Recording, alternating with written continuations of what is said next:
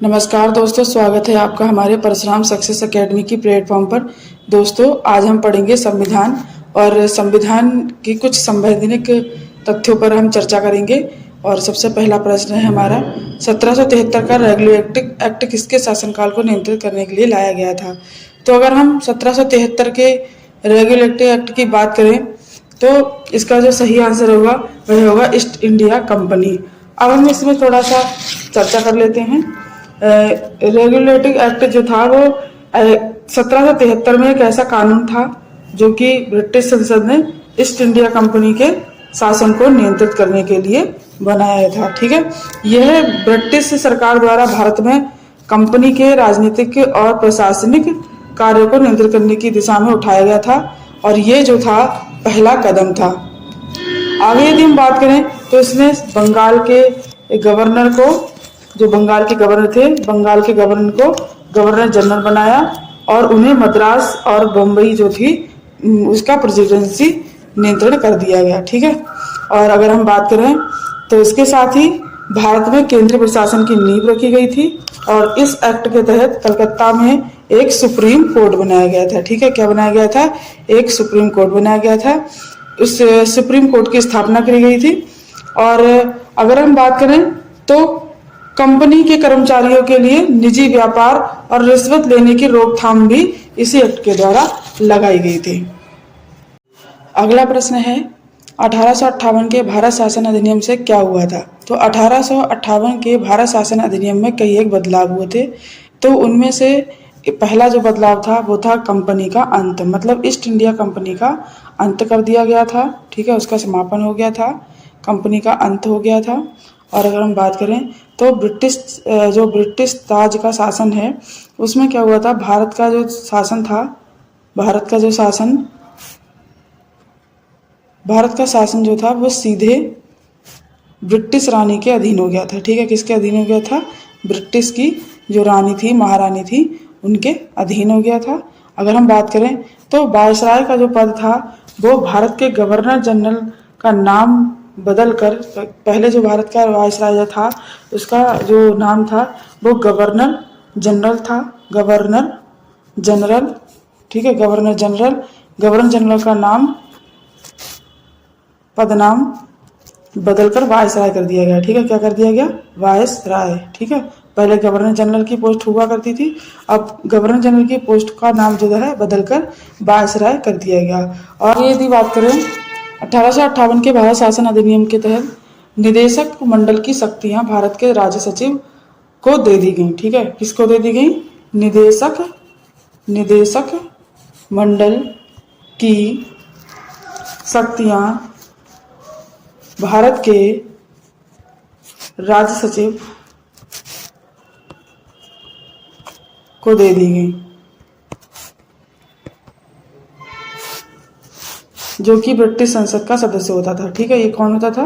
British संसद का सदस्य होता था। ठीक है, ब्रिटिश संसद का सदस्य हुआ करता था ये आदमी।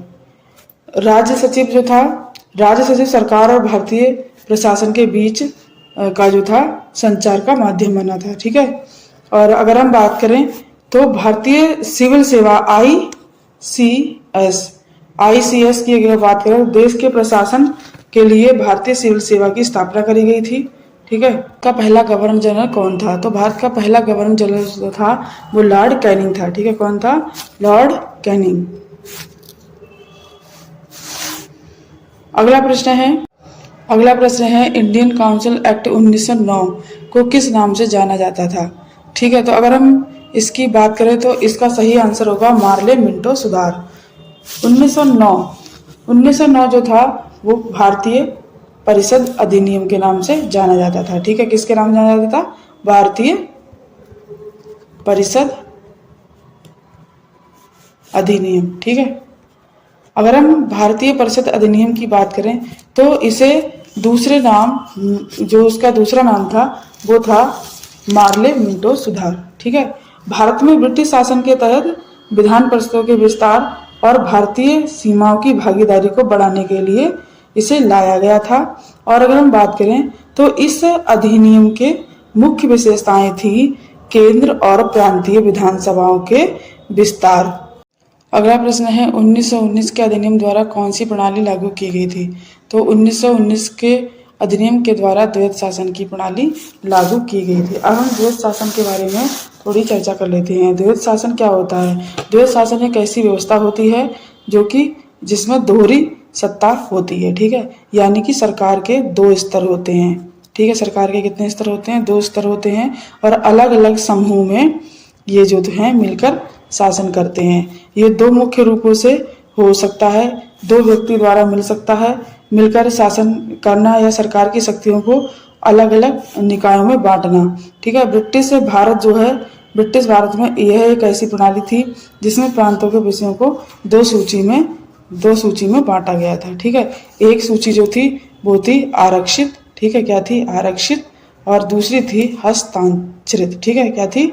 हस्तांतरित। इसके बारे में विस्तृत जानकारी देंगे जब हम आपको पूरा लेसन पढ़ाएंगे, ठीक है।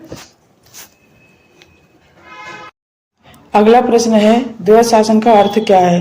तो द्वैध शासन का अर्थ है दो शक्ति केंद्र, ठीक है। क्या है? दो शक्ति केंद्र। तो इसका सही उत्तर होगा आंसर। अगला प्रश्न है गवर्नमेंट ऑफ इंडिया एक्ट 1935 की मुख्य विशेषताएं क्या थी? ठीक है, तो इसकी मुख्य विशेषताएं जो थी वो थी प्रांतीय स्वायत्ता, ठीक है, क्या थी? प्रांतीय स्वायत्ता। अगला प्रश्न है गवर्नमेंट ऑफ इंडिया एक्ट 1935 की मुख्य विशेषताएं क्या थी? अगला प्रश्न है भारत में संघीय शासन की नींव किस अधिनियम से पड़ी? तो भारत में संघीय शासन की जो नींव है वो 1935 के अधिनियम के द्वारा पड़ी, ठीक है। किसके द्वारा पड़ी? 1935 के अधिनियम के द्वारा। ऐसा कहा जाता है कि जो हमारे संविधान है, हमारे संविधान के बहुत सारे तथ्यों को 1935 के एक्ट के द्वारा ही जोड़ा गया है। अगला प्रश्न है संविधान सभा का गठन कब हुआ था? तो संविधान सभा का गठन 1946 में हुआ था, ठीक है। कब हुआ था? 1946 में हुआ था। अगला प्रश्न है संविधान सभा का पहला अधिवेशन कब हुआ था? तो यदि हम बात करें तो संविधान सभा का जो पहला अधिवेशन था वह हुआ था 9 दिसंबर 1946 को। अगर हम बात करें तो संविधान सभा का जो गठन हुआ था वह हुआ था 1946 को, और जुलाई 1946 में इसके चुनाव, और 9 दिसंबर को 1946 को इसकी पहली बैठक हुई थी। इसकी जो पहली बैठक हुई थी उसमें डॉक्टर सच्चिदानंद सिन्हा को अस्थायी रूप से अध्यक्ष बनाया गया था, ठीक है। बाद में स्थायी रूप से डॉक्टर राजेंद्र प्रसाद को अध्यक्ष बना लिया गया, ठीक है। किसे बना लिया गया? डॉक्टर राजेंद्र प्रसाद को, ठीक है। अगला प्रश्न है संविधान सभा के स्थायी अध्यक्ष कौन थे? तो संविधान सभा के स्थायी अध्यक्ष जो थे वो डॉक्टर राजेंद्र प्रसाद थे, ठीक है। कौन थे? डॉक्टर राजेंद्र प्रसाद। अगला प्रश्न है संविधान की प्रारूप समिति के अध्यक्ष कौन थे? तो संविधान की जो प्रारूप समिति थी उसके अध्यक्ष जो थे वो डॉक्टर अम्बेडकर थे, ठीक है। कौन थे? डॉक्टर भीमराव अम्बेडकर। अगला प्रश्न है भारत का संविधान कब लागू हुआ था? भारत का जो संविधान है वो 26 जनवरी 1950 को लागू हुआ था। अगला प्रश्न है संविधान की प्रारूप समिति में कुल कितने सदस्य थे? तो भारत के जो कुल सदस्य थे वो थे 7, ठीक है। कितने थे? 7। और उन 7 के नाम थे, पहले थे डॉक्टर बी आर अम्बेडकर, ठीक है। कौन थे? Doctor B R Ambedkar. ये तो अध्यक्ष थे, ठीक है, ये थे अध्यक्ष। और बाकी जो दूसरे थे एन गोपाल स्वामी अयंगार, और तीसरे थे अल्लादी कृष्णा स्वामी अय्यर, चौथे थे के एम मुंशी, पांचवे थे मोहम्मद सादुल्ला,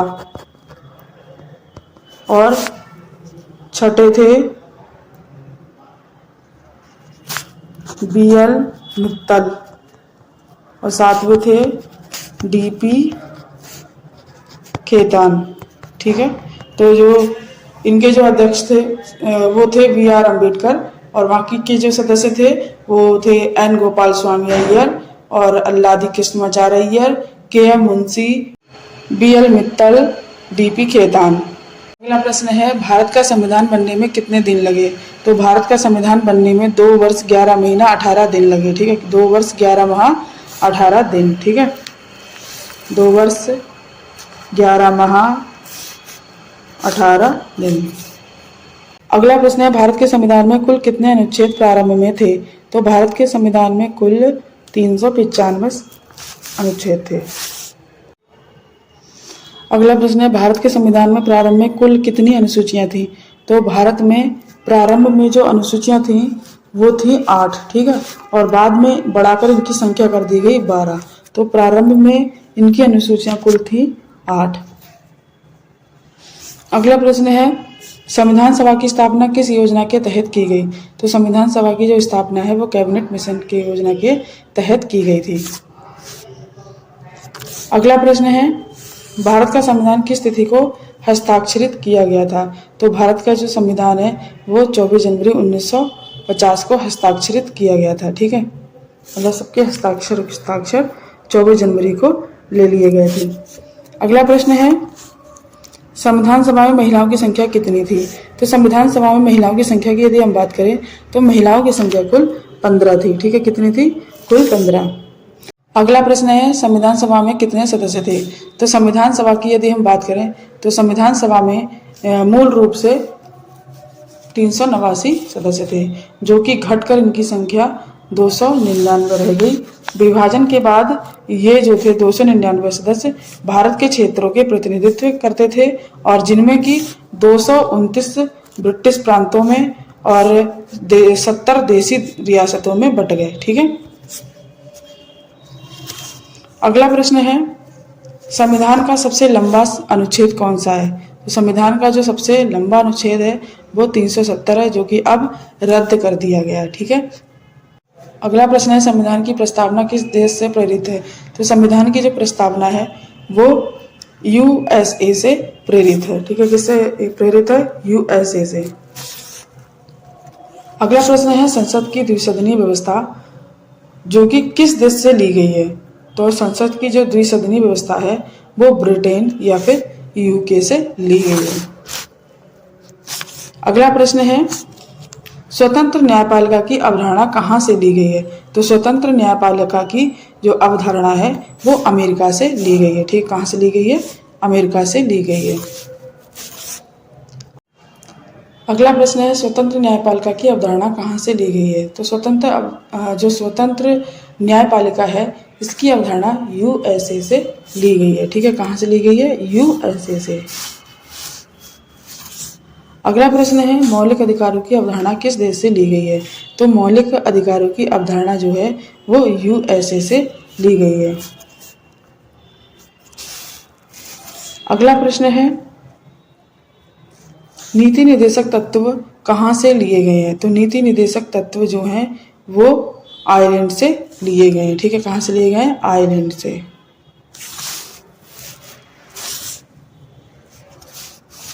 अगला प्रश्न है, राष्ट्रपति शासन किस अनुच्छेद में है? तो राष्ट्रपति शासन की यदि हम बात करें तो वह आर्टिकल 356 में। ठीक है, किस में है? आर्टिकल 356 में। अगला प्रश्न है, संविधान के किस भाग में मौलिक अधिकार है? तो संविधान के अगर हम बात करें तो पार्ट 3 में है, संविधान के भाग 3 में। ठीक है, भाग 3 में। अगला प्रश्न है, भारत को गणराज्य कब घोषित किया गया? तो भारत को गणराज्य 26 जनवरी 1950 को घोषित किया गया। अगला प्रश्न है, भारतीय संविधान का सबसे बड़ा प्रभाव किस अधिनियम से है? तो भारतीय संविधान का जो सबसे बड़ा प्रभाव है वो 1935 के एक्ट के द्वारा है। 1935 का जो एक्ट है उस एक्ट से बहुत सारे तथ्य उठाकर, बहुत सारे कानून उठाकर और बहुत सारा जो बदलाव है संविधान में वो 1935 के अधिनियम के द्वारा किया गया है। अगला प्रश्न है, भारतीय संविधान में किस प्रणाली का उल्लेख नहीं है? तो अगर हम भारतीय संविधान की प्रणाली की बात करें तो उसमें राष्ट्रपति का कोई उल्लेख नहीं है। अगला प्रश्न है, भारतीय संविधान में संघ और राज्यों के बीच शक्तियों का विभाजन किस अधिनियम से लिया गया है? तो वह गवर्नमेंट ऑफ इंडिया एक्ट 1935 से लिया गया है। ठीक है। अगला प्रश्न है, भारतीय संविधान में कुल कितनी भाषाओं को अनुसूचित भाषाएं माना गया है? ठीक है, तो कुल 22 भाषाओं को माना गया है। ठीक है, कितनी भाषाओं को माना गया है? 22।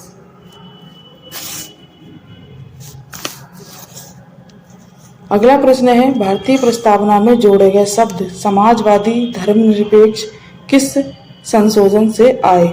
तो ये 42वें संशोधन के द्वारा आए। ठीक है। अगला प्रश्न है, हम भारत के लोग संविधान के किस भाग से लिया गया है? तो यह प्रस्तावना से लिया गया है। ठीक है, कहाँ किससे लिया गया है? प्रस्तावना से लिया गया है। अगला प्रश्न है, संविधान सभा की अंतिम बैठक कब हुई थी? तो संविधान सभा की अंतिम बैठक 24 जनवरी 1950 को हुई थी। अगला प्रश्न है, भारतीय संविधान को हस्ताक्षर करने वाले सदस्य कितने थे? तो भारतीय संविधान सभा को हस्ताक्षर करने वाले कुल सदस्य 284 थे। अगला प्रश्न है, भारतीय संविधान का गठन किसने किया था? भारतीय संविधान का गठन ब्रिटिश सरकार के द्वारा किया गया था।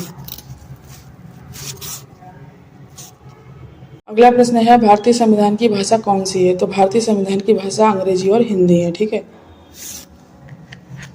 अगला प्रश्न है, संविधान का कौन सा भाग नागरिकों के मौलिक कर्तव्यों से संबंधित है?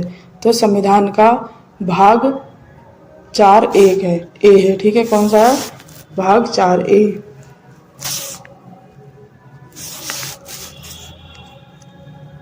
संविधान के अनुच्छेद 368 से क्या संबंधित है? तो संविधान के अनुच्छेद 338 से संविधान का संशोधन होता है। ठीक है। अगला प्रश्न है, भारत के संविधान का जनक किसे कहा गया है? तो भारत के संविधान का जनक डॉक्टर भीमराव अंबेडकर को कहा गया है। ठीक है। अगला प्रश्न है और अंतिम प्रश्न है, संविधान का कौन सा अनुच्छेद भारत को संघीय गणराज्य घोषित करता है? तो वह आर्टिकल 1 है। ठीक है, कौन सा है? आर्टिकल 1।